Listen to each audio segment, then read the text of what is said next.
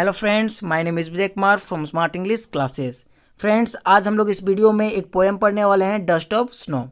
इस पोएम को लिखे हैं रॉबर्ट फ्रॉस्ट ने, जो अमेरिकन पोइट है। फ्रेंड्स, रॉबर्ट फ्रॉस्ट का पूरा नाम रॉबर्ट ली फ्रॉस्ट है। यहाँ पर आप स्क्रीन पर देख रहे हैं रॉबर्ट, है ना, ली फ्रॉस्ट, राइट।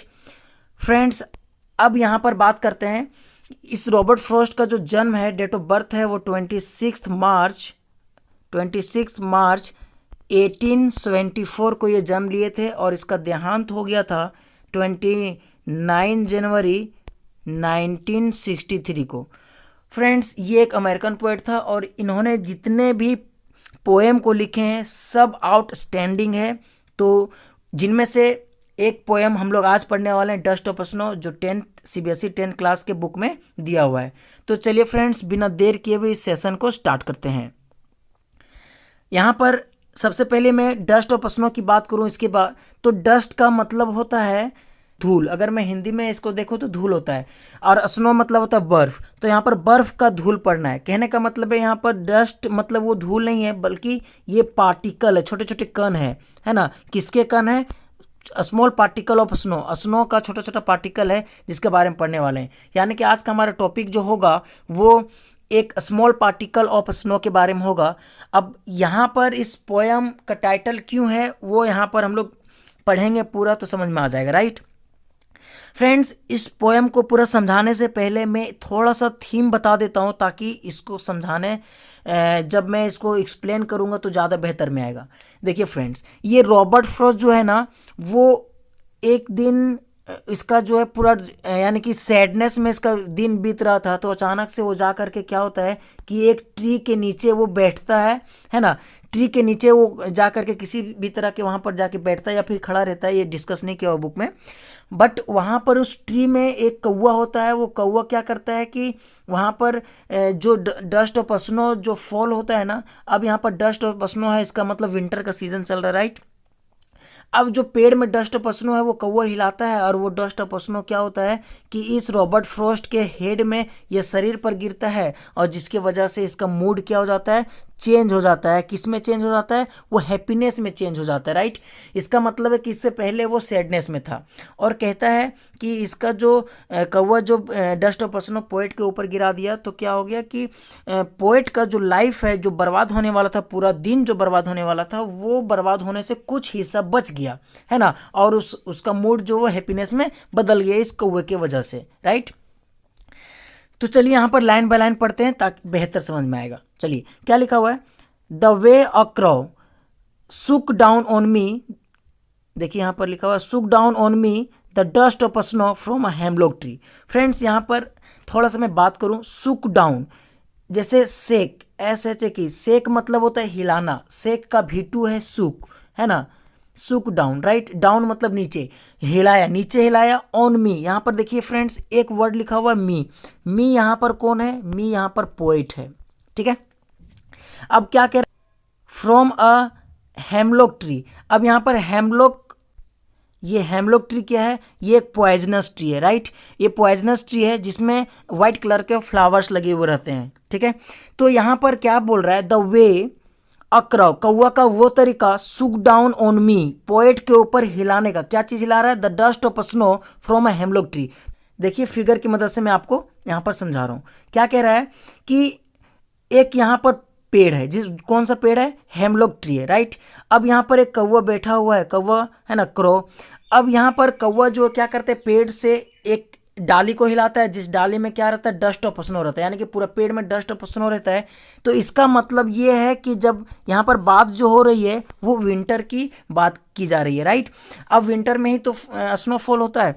अब वहाँ पर पेड़ में पूरा स्नो था। कौवा ने क्या किया? उस पेड़ को, ब्रांच को, है ना, हेमलॉक ट्री का जो पेड़ है ना, ब्रांच है, उसको हिलाता है, और उसके नीचे ठीक पोएट रॉबर्ट फ्रॉस्ट बैठे हुए थे, है ना। और कौवा जो हिलाया और पेड़ से जो डस्ट ऑफ स्नो पोएट के ऊपर गया, है ना, तो क्या इसका रिएक्शन क्या हुआ? ये सेकेंड पैराग्राफ में देखिए, has given my heart a change of mood and save some part of a day I had rued. देखिए, र्यूड मतलब होता है रिग्रेट, है ना। रिग्रेट मतलब होता है पछतावा। देखिए फ्रेंड्स, अब यहाँ पर क्या कह रहा है कि हैज़ गिवन माई हार्ट, मेरा दिल को दिया, क्या दिया, अ चेंज ऑफ मूड, सुकून दिया, चेंज कर दिया मेरा मूड को, एंड सेव्ड और बचा लिया, सम पार्ट कुछ हिस्सा, of a day I had rude, जो मैं बर्बाद करने वाला, यानी कि जो मैं पछतावे में गुजारने वाला था, वो सारा जो क्या हो जाता है वो बच जाता है। अब इसका थीम देखते हैं, अब एक लाइन में समझिए यहाँ पर क्या कह रहा है कि यहाँ पर एक हेमलॉक ट्री है, उस हेमलॉक ट्री पर एक कौवा बैठा हुआ है, और वो कौवा ने क्या किया, कौवा जिस तरीके से हिलाया ना डस्ट ऑफ स्नो, और वो जाकर के पोएट के ऊपर गिर गया, और पोएट के जब ऊपर गिरा तो इसका रिएक्शन क्या हुआ, उस डस्ट ऑफ स्नो की वजह से जो है वो उसका मूड, उसका क्या हो गया, मूड चेंज हो गया, और बच गया कुछ हिस्सा जो उसका बर्बाद होने वाला था, जो पछतावे में वो बिताने वाला था। यानी कि जब ये इंसिडेंट हुआ, कौवा जब उस डस्ट ऑफ स्नो को गिराया, उससे पहले उसका मूड खराब था, सैडनेस में था, वो कहीं जंगल से गुजर रहा होगा, है ना, और वो हेमलॉक ट्री के नीचे खड़ा हुआ, और उसी दौरान जो है कौवा ने क्या किया, उस सैडनेस में वहाँ पर खड़ा हुआ, और कौवा क्या कर दिया, उसको जो है वो पेड़ से हिला दिया, है ना, पेड़ से जो डस्ट ऑफ स्नो उसको हिला करके, है ना, और वो डस्ट ऑफ स्नो पोएट के ऊपर गिर गया, और पोएट का मूड वहीं से चेंज हो जाता है, यानी कि हैप्पीनेस में बदल जाता है, और कहता है कि मेरा कुछ हिस्सा जो पछतावे में मैं गुजारने वाला था, दिन का कुछ पार्ट मेरा बच गया, और मैं हैप्पीनेस हो गया, मेरा मूड चेंज हो गया उस कौवा की वजह से, उस डस्ट ऑफ स्नो की वजह से, राइट। चलिए फ्रेंड्स, ये तो यहीं पर हो गया, लेकिन यहाँ पर मैं बात करूँ तो इसका मैसेज क्या हुआ। फ्रेंड्स देखिए, यहाँ पर क्या आ रहा है, एक कौवा का जिक्र किया जा रहा है, जो कि समाज में इसको नेगेटिविटी माना जाता है ना, कौवा, और एक हेमलॉक ट्री है, जैसे फ्रेंड्स में हेमलॉक ट्री पॉइजनस ट्री है जिसमें वाइट फ्लावर्स होते हैं, तो पोएट यहाँ पर कौवा के जगह पर नाइटिंगेल हो गया, कोयल हो गया, इस सब को भी ले सकता था, यहाँ बरगद बनियान ट्री ले सकता था, है ना, कोई भी ट्री एक पॉजिटिविटी, जिससे एक पॉजिटिविटी मैसेज मिलता वो ले यहाँ पर इंट्रोड्यूस करवा सकता था इस पोएम में, लेकिन इन्होंने एक क्रॉ, एक हेमलॉक ट्री को यहाँ पर शो किया है, और यहाँ पर ये बताने की कोशिश किया है, चाहे जितने भी चीज़ नेगेटिव हो, देखिए फ्रेंड्स क्या होता है कि कौवा को नेगेटिव और हेमलॉक ट्री यहाँ खुद दोनों नेगेटिव चीज़ है, तो कभी कभी हमारे लाइफ में ऐसा नेगेटिव इंसिडेंट होता है जिसके वजह से हम लोग उसमें क्या होता है कि कभी कभी लाइफ में कुछ ऐसा घटना हो जाता है जो बुरा होता है, लेकिन उस बुरे घटना से हमें एक अच्छाई की ओर ले जाता है, यानी कि हमें हमारा माइंड चेंज कर देता है, और हम हैप्पीनेस में हो जाते हैं। तो यहाँ पर कहने का मतलब है कि हम लोग नेगेटिविटी में भी पॉजिटिविटी सीख सकते हैं। कि एग्जांपल से मैं समझा रहा हूँ, अगर कोई किसी का क्या होता है, बहुत सारे आप मूवी में देखे होंगे कि किसी का एक्सीडेंट अगर हो गया तो क्या होता है, मेमोरी लॉस्ट हो जाता है, राइट, लेकिन कितना ट्रीटमेंट के बावजूद भी, अब यहाँ पर एक्सीडेंट हुआ तो ये नेगेटिव चीज़ हुआ, लेकिन कितना ट्रीटमेंट क्या हुआ, पॉजिटिव चीज़ हुआ, ट्रीटमेंट हो रहा है उसका पॉजिटिव करने के लिए, लेकिन ट्रीटमेंट होने के बावजूद भी वो क्योर नहीं हो पाता है, तो कभी कभी ऐसा होता है कि फिर से एक्सीडेंट हो जाता है और उसका मेमोरी क्या होता है, रीगेन हो जाता है, राइट, यानी कि फिर से जो एक्सीडेंट हुआ वो तो नेगेटिव चीज़ हुआ, लेकिन जो रिजल्ट आया वो क्या हो गया, पॉजिटिव हो गया। तो हमेशा लाइफ में अगर नेगेटिव होता है तो उसमें भी आप पॉजिटिव ढूंढने की कोशिश कीजिए, क्योंकि वहाँ पर कुछ ना कुछ आपको सीखने को मिलेगा, और पॉजिटिव थॉट आपके अंदर, नेगेटिव में आप नेगेटिव ना सोचें, पॉजिटिव की ओर पढ़ें, और इसी प्रकार से यहाँ पर मैसेज ये दिया गया है।